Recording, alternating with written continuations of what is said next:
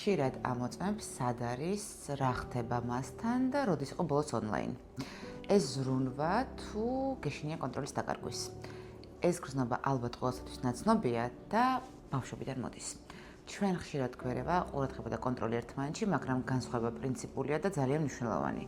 ყურადღება ეს არის შენ გვერდით ვარ მაშინაც, როცა არ მთხოვ. კონტროლი ეს არის შენს გვერდით ვარ, იმიტომ რომ მე შინია ჩემს გარეშე არასწორად მოიქცევი. ყურადღება თავისუფლებას გვაძლევს, ვიყოთ ისეთები როგორებიც ვართ, კონტროლი მას გვართმევს. როდესაც გაინტერესებს ადამიანმა როგორ გაატარა დღე, ეს ყურადღებაა. როდესაც ხშირად ამოწმებს სად არის და რას აკეთებ, ეს კონტროლია. როდესაც ვამჩნევთ, რომ მაგალითად ბავშვი არის მოწვენილი და ჩუმად ხვდებით მის გვერდით და ვაგრძნობინებთ, რომ აქ ვართ ახლოს. ეს ყურადღებაა. როცა ვაიძულებთ მას მოგვიყვეს ყველაფერი ბოლომდე, რათა გავარკვიოთ რა ხდება, ეს კონტროლია. კონტროლი ხშირად სრუნვის სახით ნიღბავს თავს, ასეც გვეუბნებიან, მაგრამ მის საფუძველში არის შფოთვა, დაუცველობა და მიტოვების შიში.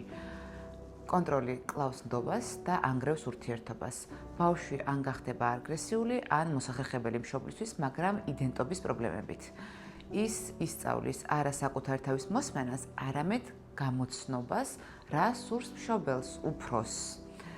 მოგვიანებით ის შეიძლება გახდეს დასრული, რომელმაც არ იცის რა უნდა, ეშინია შესაბამების დაშვების და მუდმივად ეძებს სხვებისგან ვალიდაციას. ყურადღება ზრდის პიროვნებას, კონტროლი დამოკიდებულებას. თქვენ ყურადღებიანი ადამიანი ხართ თუ უფრო კონტროლის მოყვარული? დამიწერეთ კომენტარებში. ნახვამდის.